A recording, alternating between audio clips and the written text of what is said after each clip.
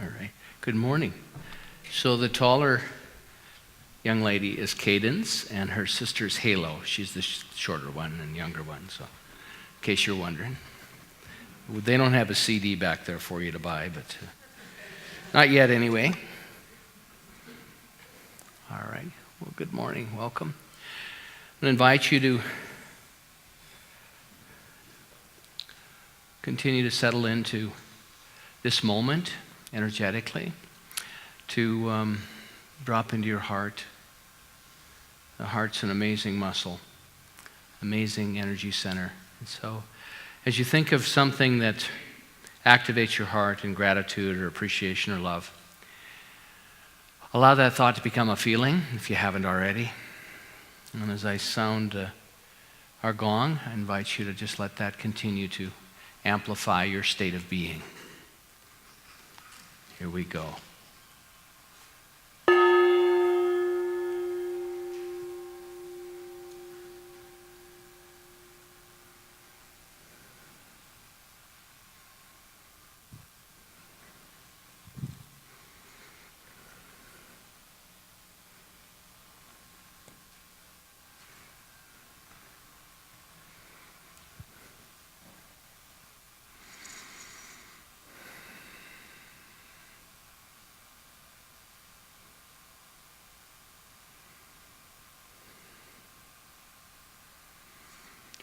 In this very room, there's quite enough love for all the world.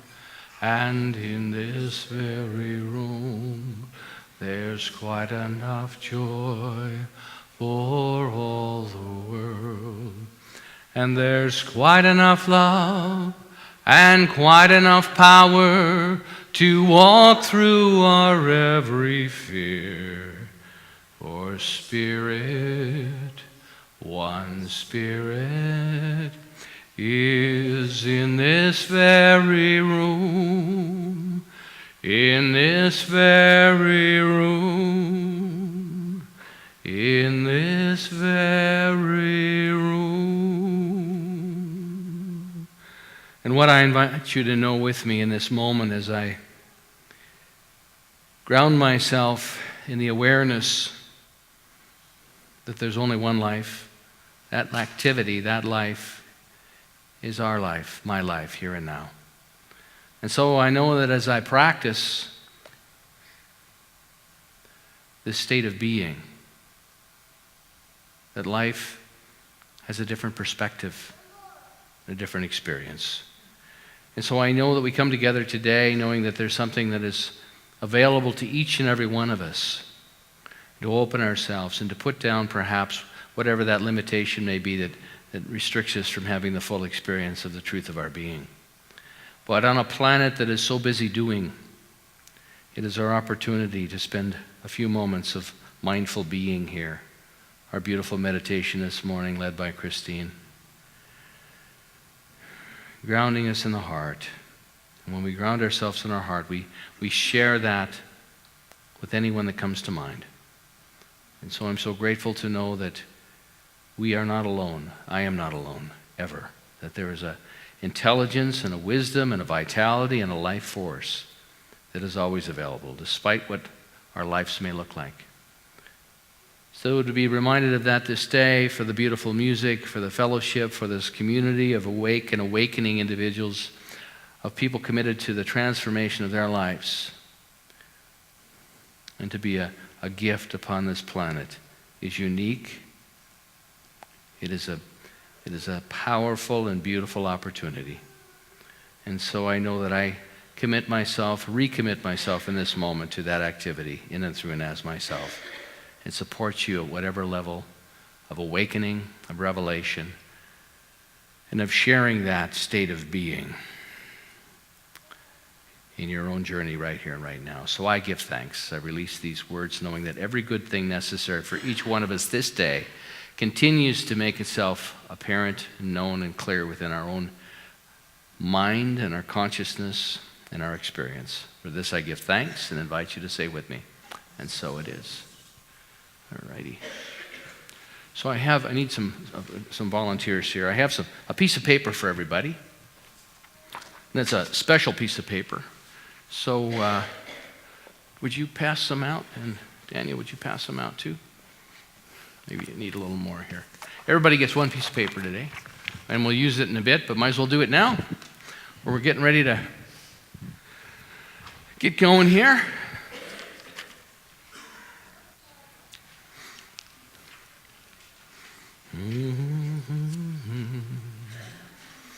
It's the goldenrod piece of paper. And you can come. There you go. Thank you, ladies. Look at that. A couple of self-starters there. Love that.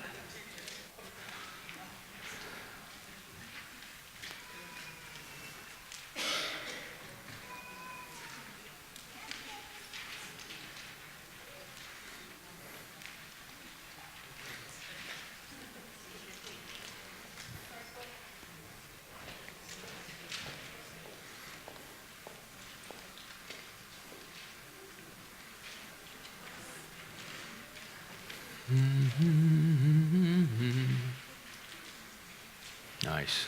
Thank you. Thank you for your help with that.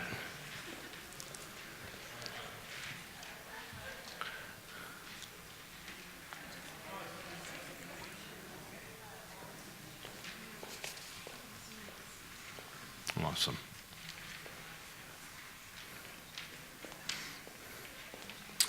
All right. Good. We're all set. We're all set for success now. Everybody has the piece of paper that they require. You can write on that piece of paper if you like. It's okay, but you've got it. So I want to just run through our cue process ritual with you right now. And that is part of my homework and part of the journey with this cue, and it just continues to be rich and wonderful. So please have compassion for me when I'm on my shadow card, which means I'm showing up feeling alone, flawed, fearful, and lack, self-centered, and a disappointment. Because this is who I've come here to be. So this is my cue card. Grounded, generous, courageous, whole or wholeness, love, compassion, and creative. So thank you for your support with that. But it's really about us deciding who we've come here to be. Because so many people live on their shadow card and don't realize it. And so it's important for us to have practices to create an environment of success, to create a team, a success team, I guess is what you would say. So I want to talk a bit today about this idea of emergineering, which is inspired by the Derek Rydell book, Emergence. And we've been using that for a couple of months. It's such a rich illustration and narrative around this idea of possibility, of living in infinite possibility. So that we have the monarch butterfly there that is emerging, and such a great metaphor for the opportunity for us spiritually, perhaps, to have that experience, and marrying it with this beautiful Living the Science of Mind. So the chapter in the Living the Science of Mind by Dr. Ernest Holmes is entitled, How Old Are You? And so I want to speak a little bit about this idea of the ageless you, and then we'll talk a bit about the quantum plan, and then where are you going to be in 5 years? What's the plan for 5 years, and how do we get there? What are the steps to 5 years? We started the year. It's good to kind of go back. Remember the book 5 we started out with? So 5 is a really wonderful book. And so with the emergineering, the ageless you. So Dr. Holmes says, how old do you think you are? And it's really very subjective for all of us. And how old is old? And when does a person get too old to enjoy life? Could it be possible that even age is something that happens to our minds rather than to our bodies? Now, as I age, I could argue that point with him, but he makes a great illustration here in terms of what I think is at the core and the truth of all of our states of being. Because the reality is, as we know from the science, and this was back in the 1930s when he wrote this book, that every cell in our physical body is completely replaced every 14 months. So technically speaking, all of us, despite our chronological age, could say we're only 14 months old. That makes sense? Isn't that great to know? Some of the scientific minds today are telling us that while time exists, age does not. That in reality, time is not a way of measuring years and months and days, but rather a measurement of experience in a limitless life. Because what happens is that we have experiences along the way with life. And that has a tendency to create a container of belief or a way of approaching life. We all gather experiences along the way. And the reason I want you to have a piece of paper here today is we're gonna free up some energy. See, we're all energy. All of us are made up of energy. I was at the women's show the other day. I went down to CTV and I did a little presentation. Maybe you saw it. It was on the 12 o'clock news, and it's going to be linked to our website. But I explained the crystal bed. And the crystal bed, really what it does scientifically, so I had to really bone up on my crystal bed information, but the crystal bed is just simply a modality that works with the body chakras. And when chakras absorb energy, that's where we gather energy. So when our chakras and they spin, our chakras spin. And so what happens with something like the crystal bed, and I would say not just the crystal bed, there are many wonderful modalities on the planet. So when we're in a state of healing, the chakras are spinning and they create what's called structured water. And structured water is the healthiest form of our cells within our body, but it's an energetic. So for example, cancer cells are an unstructured form of water. And so what the crystal bed will do is help align and bring coherence into that energy system. It's the subtle bodies within the bodies. The same thing happens in some of the Chinese medicine modalities. It's very similar in a sense to acupuncture, but you just don't get the needles. And so people find, we've had some remarkable narratives about people's experience on the crystal bed. And it was really this community when we were down in Brazil, which it comes from Brazil, and some of you were there to witness this, that the members that went with us said, we need to bring one of these back to Edmonton. And so we have this crystal bed. And these men and women are over at the women's show right now giving free crystal bed sessions to people. And I went by yesterday, so it's quite fascinating. But so the bottom line is we are a community that believes in the possibility of healing, of transformation. Transformation is really shifting. And what is required for any and all of it is a shift in consciousness. Because without the shift in consciousness, the consciousness that created the discord or distress will simply bring that condition back into our life. So what we teach here is consciousness and spirituality. And spirituality is this idea of connecting with this force for good that we're immersed in. And so Dr. Holmes was very committed to this. This was the theme of his life. This is who he came to be. He came to be a master teacher. God's mind, as he says, is the only mind there is, and God is eternal. The whole proposition is this: we live because God lives in us, and we're able to think because the mind of God lives on us. So without that animating force, we're not here.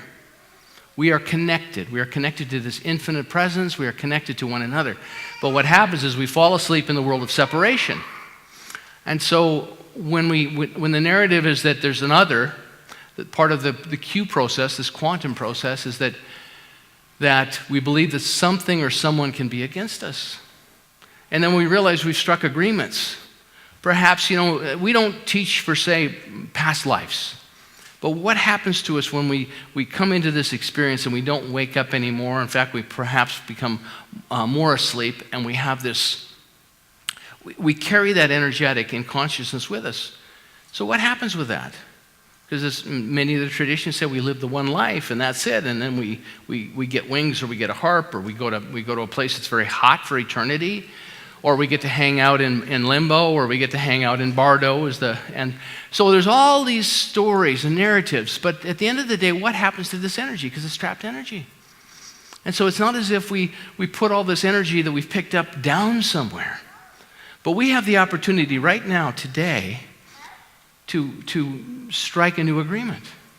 That's the beauty of who we are. Dr. Holmes says in this chapter, he talks about the amazing thing. If we look at the human body, he says, consider what wonderful miracles life is always working through our bodies. If we go outside and the temperature drops like 30 degrees, which in Alberta it could very easily, okay? I'm not saying it did, but it could. But so the body adjusts. Automatically, the body will do things to help us adapt. So we just have this amazing thing. So it gets cold, and things happen at the cellular level. There's many, many things, and I can go on, and I'm not prepared to describe the physiology of the human body. But there's things that just knows. If we run, the heart beats faster. It pumps more blood because we need it. at many levels. And so the body just knows there's an intelligence there. But he says, so that's part of our nature, and that's part of this infinite divine intelligence that Holmes would say animates us and supports us and allows us to thrive. And of course, we play a part in it too, in how we take care of ourselves. The radical self-care. Do we have a time in our lives? I think one of the most important things that any of us can do, and Christine did it so beautifully this morning, is just to connect with that energy. And we do that through meditation. We can do it through mindfulness. We can do it while we're walking. We have the walking labyrinth here, this beautiful labyrinth, which is a beautiful ritual if we bring that awareness to it. Because the labyrinth has components to it, and it reflects the spiritual journey. The walk in, the illumination, the unification at the center, and then the walk out in union. But nature, as Holmes says, does not seem to interfere with our thoughts the way it does with our body. So things happen, and we don't have the mechanisms within us that automatically go to play when things do happen. We don't, honest to God. But nature does not seem to interfere with our thought process in the same way. And this is because we are individuals and we have the right of self-choice. And so we are permitted to store up liabilities in the mind, which tend to perpetuate our discomfort. Yeah. My granddaughter has that same outfit. I bought it for her, by the way. So, anyway, has anybody noticed that you may have stored up or perpetuated some ideas about yourself for discomfort? Yeah, I have. I know it's true, but the beautiful thing is that we get a chance to dissolve that, to transform that. See, well, that's why the beautiful thing about the Q process is things have come, everything comes for us. And I'm on my fourth go-round with this thing. And I got to tell you, were you here last week when we had the guest that was upset? I thought, what a great opportunity. Because on the way back, as Margie said to me today, I could see you having to do your process to go back and talk to him. Because it was like, and I didn't know what I was going to say when I got there, but I thought, you know what?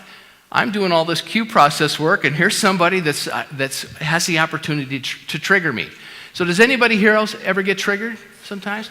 And see, I got signed up to get triggered in front of everybody. So what I did was when I went back there, I said, be on your Q card. So I'm here to be courageous. I'm here to be loving. I'm here to be kind. I'm here, all those things. Not my, I have 4 Q cards, by the way. So if you notice, my words are changing every week. It just depends on what Q card I picked up, because they're all pertinent. And so, but I want to be on my Q card. And so when he came in, and he was upset. And I thought, isn't it interesting? Because I wanted to know what was upset, what was triggering him. And so part of it was he wasn't hearing the things he wanted to hear. And without going into detail, I thought, isn't it interesting how we get attached to the way things need to be? He needed to hear certain things. He was upset because we didn't have a choir. He wanted to hear a choir. He wanted me to talk about Jesus Christ more. And all those things. And those are valid things. I'm not saying it was wrong.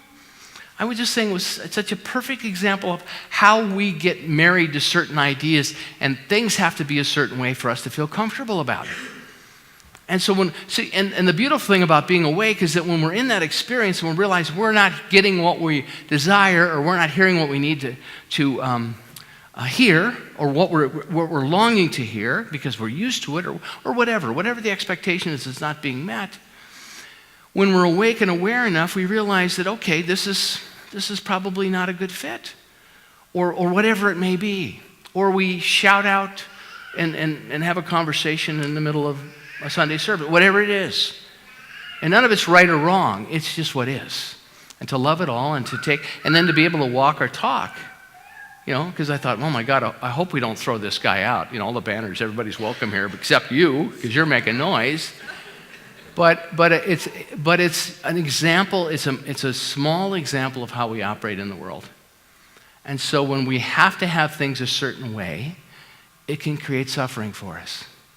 But we understand this is just someone expressing their needs publicly, and to honor it and to hear it and address it in a way that I think was as good as we could have.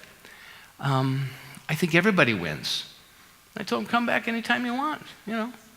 And he said, I could have done, I'm sorry if I was inappropriate. And the other thing, that in his defense, he was pretty drunk. He was already nipping at the Spirit before he came in to nip at the Spirit, if you know what I mean. And so, and listen, I grew up around drunks. I know drunk, okay? But the point is to have the compassion and the love and realize, okay, this is probably a really wonderful moment for us to practice what we are attempting, how we want to show up. And because otherwise, if we don't resolve these things here, then it just becomes another war. And it can be a small war or a big war. But I don't want to participate in war. And I don't want to have to make anybody wrong. The only reason I need to make somebody wrong is because I think they're against me. Someone or something is against me. And we see that. It's such a popular idea. This is rare that we're having this conversation. As Dr. Holmes says in the next slide, for no man is happy or woman, no man or woman is happy who chases mad ambition. But we live in a world that is obsessed with mad ambition, acquisition, acquiring. This is what gives our life value. There's nothing wrong with having stuff. It's how we have life. But mad ambition is just mad ambition. We are happy, he says, we are happy only in creative things and in those things where we share the joy of living with others. We must keep our interest in life so active that there will be an element of wonder and surprise in simple, everyday things. To strike an agreement with His infinite presence that I am ready to live in awe and wonder and to be delighted. Joe Dispenza talks about that all the time. That to make an agreement, to strike an agreement with yourself and your higher self in your spiritual practice before you get up from your meditation or your prayer, your contemplation, whatever it may be, and say, show me something today that reminds me that I am in close relationship with you. Something that will surprise me. Something that will inform me, delight me, shock me, whatever it may be. And to live in that relationship and start making that relationship real. So I think it's a beautiful, beautiful way to look at all this, the beautiful stuff that is a possibility. So as Dr. Holmes writes, is it no wonder Jesus likened the kingdom of heaven to a child? So let us consider the mental attitudes of a child if they would recapture the dream we seem to have lost. Because we acquire things, but as children, many of us as children, not everyone, but many of us had dreams and we had ideas and fantasy and things we're longing for, and then as we collect things along the way, they start to fade. And so as Jesus said, be ye like little children. He also said that my yoke is light, or my yoke is easy and my burden is light. But he was talking about that relationship, that unbroken, that relationship with the divine presence that lived within him. As he said, the Father, these things I have done, ye shall do, and even greater. So he was talking about consciousness. He was talking about creativity. He was talking about infinite possibility.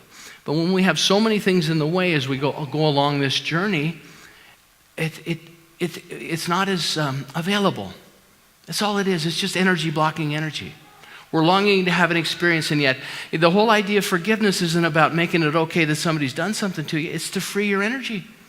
It's to go, wow, look at that. That happened. That came. That's the beautiful thing about the Q process is that we script it in a way to say, I finally scripted an experience with my Father that has freed up so much energy in me, and I'm so grateful.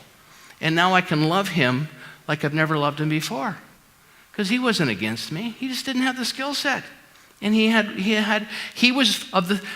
of us grew up with a generation that believed that what we will do, you are our children, and what we will do is we'll beat you into the people we want you to be. And that was my dad. I just heard somebody say that the other day. I said, that's exactly it. That was my dad. He didn't know any better, and he didn't care. He didn't have the time and the energy and the space in his life to even do any deep thinking. It was just, there were a lot of us, as you know. And so he would come home and dispense the beatings, and we'd have dinner and go to bed and work on the trauma, or whatever it was. And so for me, the freeing of this, finding this beautiful teaching of Dr. Ernest Holmes and saying, wow, I don't have to carry this anymore. I am not required to carry this anymore. That's part of the beauty of transformation, of consciousness, of evolution. Because what happens if I don't transform it, then I continue to act it out. And I didn't want to raise my kids like he raised them. I didn't think beating my children into the people that theory never appealed to me. But I also didn't have another way of approaching it. So I was kind of on hold for a long time, not knowing what to do. But you grow into that. You see, it's practice. Life takes practice. It takes practice. That's why you have a cue card. Eventually, I bet you I don't need a cue card. That could be a number of lifetimes down the road. I don't know. I'll do it as long as I have to do it. So the next piece is the quantum plan, which is really inspired for Derek Rydell's book and ties in so beautifully what Dr. Holmes had to say. So the quantum plan is creating a life structure that mirrors our soul's blueprint and supports its emergence. So first of all, you have to believe you have a soul. Does anybody here believe they don't have a soul? Awesome, we got that, okay. We have a soul. Do you think that your soul might have a blueprint? Okay, just bear with me for a moment. Pretend it does if you don't believe it. But just for the sake of our conversation today, go with me. So our soul's blueprint, and so there's something within us that knows. There's an intelligence, there's a presence within each and every one of us that knows. And it's evolving. It's not a straight line. Because we're not a straight line. We have good days and bad days. We have days where we feel more connected and grounded and days where we feel like we're all alone. We're right back into the pity party, miserable, victimized. In the emergence model, we are planning on making something that already exists welcome. Welcome. I know there's an intelligence that knows far more. Dr. Holmes said that I don't know, but something within me does know. He'd go right there. To live that and to get that and to work and practice that. Because when we first start practicing it, it probably doesn't feel real to us. But over time, we'll get there. I guarantee you. We're thinking all the time anyway. We're fixing, we're worrying, we're strategizing, all the stuff. I know what the busy mind does. And to be able to slow down and feel your breath, ground yourself in this divine intelligence, this divine presence, and say that whatever I need to know about this will reveal itself to me. Now, what I find in my own practice is when I say that prayer, because that's a prayer. That's an opening. That's courting the presence. It's looking within and saying, I don't know right now, but something within me does know, and it will reveal itself to me so that I may make the best choice I possibly can in alignment with my soul's blueprint. Because that's where I want to live. So I want to make welcome the possibility. So this is what's so rare, because when we go out in the world, it's all the other way around. If you're waiting to do this until you have something in your life, you're going to wait forever. That's one of the ways that we keep from stepping into this, called resistance. We set up the conditions that are so rigid, we never step into it because we're still busy fighting the fight and developing opinions. See, we can have opinions without judging. It's called discernment. That's not for me. That's not for me. No, I don't think I'll do that. I was telling somebody the story of beautiful Dominique Dunn. I knew Dominique when we were in California. She's a beautiful actress. If you ever saw the movie Poltergeist, she played, not Poltergeist, oh golly, I guess it was Poltergeist, but she played the youngest daughter. She was real little. She was real short, but she was 20 years old, and she played 12-year-old girls. But I got to know her real well in an acting class, and she had friends that were very well connected, and she worked all the time. And her father was Dominique Dunn, who wrote for Forbes magazine. He covered the O.J. Simpson trial. So his family, her aunt was Joan Didion, and Joan Didion is an incredible author. There's actually a Netflix documentary about her. She's still going, still writing. Incredible woman, but it came from this very rich, creative family. Her brother's Griffin Dunn, and he directed the Netflix documentary about Joan Didion. Anyway, Dominique, I got to know her really well, and Dominique had resources and time. And Dominique would say to me, you know, we would be in acting class together, and I was working night and day. I had a construction job, and I was working and doing the acting thing, and we got really close. And Dominique would very lovingly say to me, would you like to go out in the parking lot and snort some cocaine with us? And I say, you know what, Dominique? I have a lot of bad habits, and I don't need another one that I know is very expensive. So I would just say, you go for it. And I'm not trying to out her. She was an amazing, beautiful woman, and her life ended very tragically. It's been recorded, and you can Google her. But I knew that was not going to take me where I wanted to go, if you know what I mean. I was committed. I was so committed to something other than that. But had I not had enough clarity about what my goal was, what my heart longed to experience, I probably would have said, oh, good, here's another distraction. Here's another form of relief. I had a moment over here sitting a moment ago, and something triggered for me, and I thought, look at you. looking for the relief. Stop looking for the relief. But so many of us become constant searchers for the relief. So it's the relief of the thought. I'll go have a glass of wine, or I'll go have whatever, or go out in the parking lot with Dominique and try this crazy thing, or whatever it may be. And so I'm not saying right or wrong. I'm not judging any of it. And I'm certainly not judging her, because I love her and I still love her dearly. She's a wonderful, wonderful friend. But the point is that to have the awareness to realize, you know what? I think I'm going to sit in the discomfort. Because pain we do not feel, we cannot heal. Dave reminded me of that last week, Dave. But it's so true. Pain that we cannot feel, we cannot heal. And it's temporary when we understand it and see it for what it is. But that takes consciousness and awareness. So the quantum plan is much more concerned with who is trying to emerge rather than what is externally accomplished. So you see a picture of our building up here. You see we got raffle after raffle going now. It makes my head spin. People call me and say, what raffle is this? I say, I have no idea. I got to call Steve. But the point is that, and we're in this transitional period with this new model. But the really wonderful thing about this, at the end of the day, isn't a new building, isn't resources, and those are important, and it would be lovely to have a building that had accommodate so many things. I'm not saying let's not do that. But the great thing about it is what we must become to give birth to it. What we must become and be transformed in to give birth to this. That's where the joy is for me.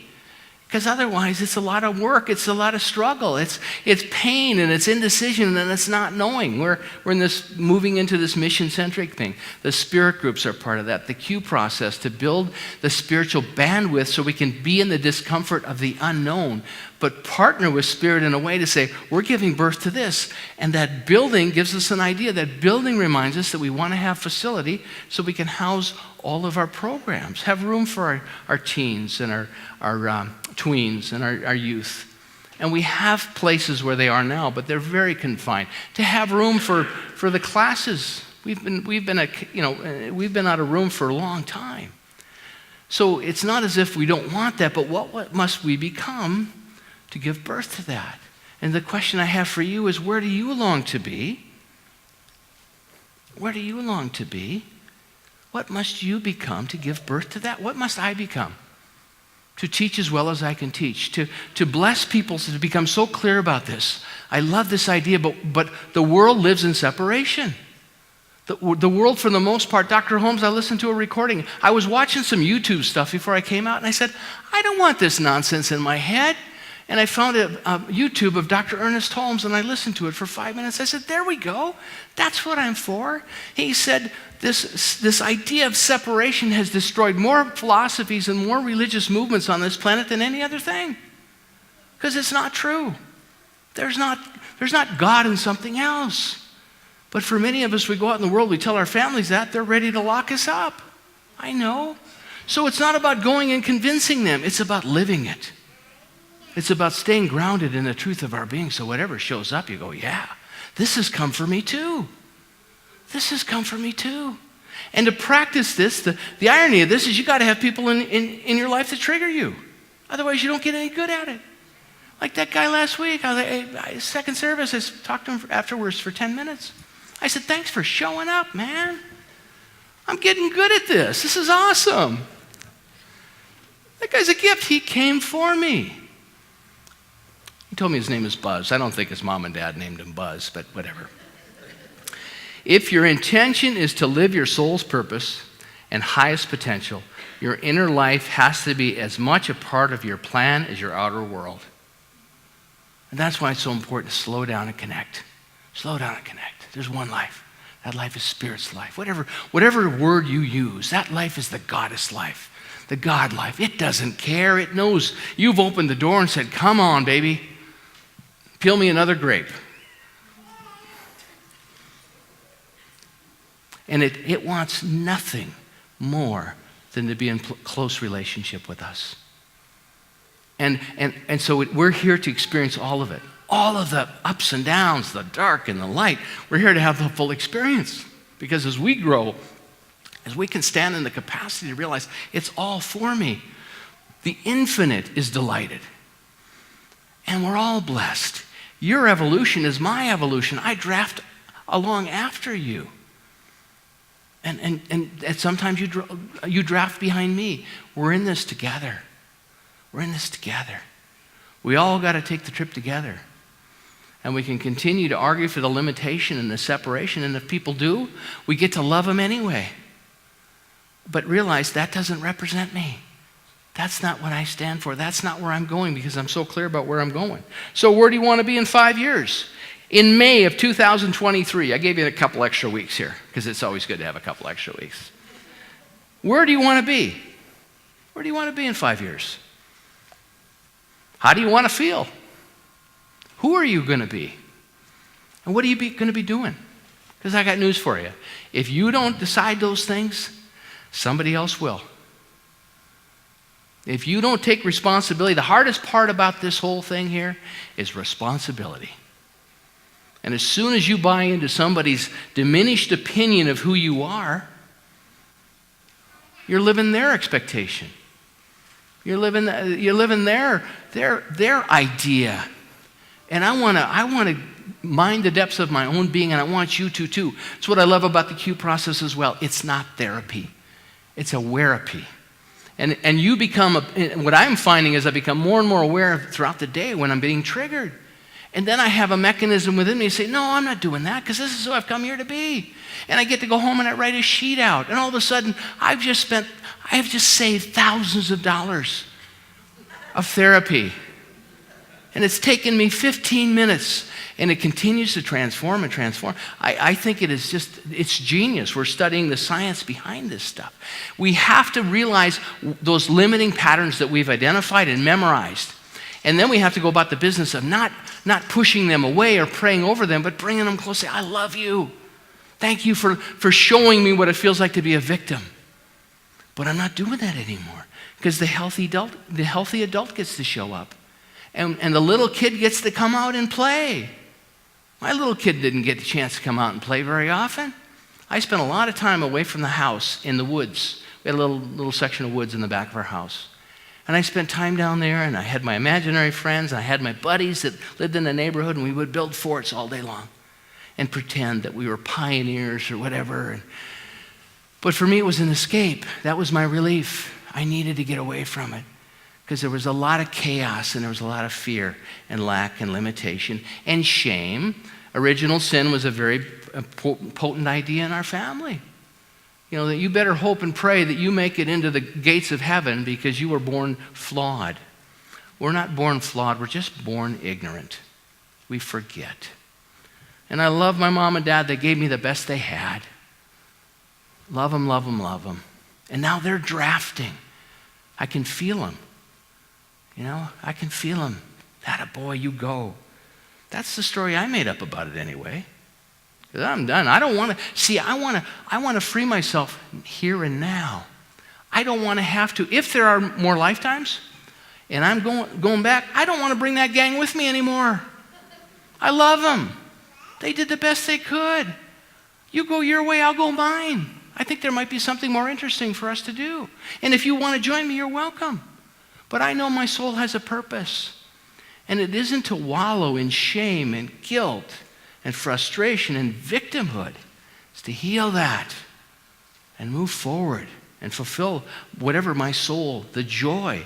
I've seen people, person after person after person, talk about the fourth dimension experience, where the experience there is just absolute unconditional love. And I like that idea. But we're here to evolve. We're here to bless this. We're here to bring heaven to earth. I believe that. That's my and I want that for you. Your lifelong patterns. We're going to do something with this piece of paper in a moment here. So what we do is we reverse engineer. We go out 5 years. We bring it back to now. What can I do this week? What small thing can I do this week that will help fulfill my goal in 5 years? We're not going to get there overnight. We never do. What small thing can I do? Let's use the example of our facility and our community. What small thing can I do today that will help assist us in the evolution, the transformation, and the realization of something that can be quite beautiful? I mean, we have this opportunity as a community to do this work at a level that's never been done before. And then all of a sudden, my vision for it is eventually people are going to say, what are you guys doing in Canada? People out in the world suffering. We want to get them on the crystal bed if that's the way in the door. But the crystal bed, if they don't change consciousness, it's going to not do much for them.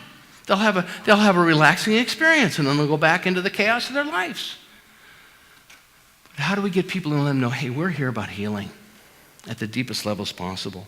So what do we do monthly and weekly? So the homework you have, May of 2023, where, how, who, doing. Think about it. Think about it. Reverse engineer it. What can I do today, this week? What things can I adapt here and now that allows me? And so then sit down and do those practices monthly and weekly and daily. Have some time to connect. And however you connect, work it. Find out what works for you and work it. Find out.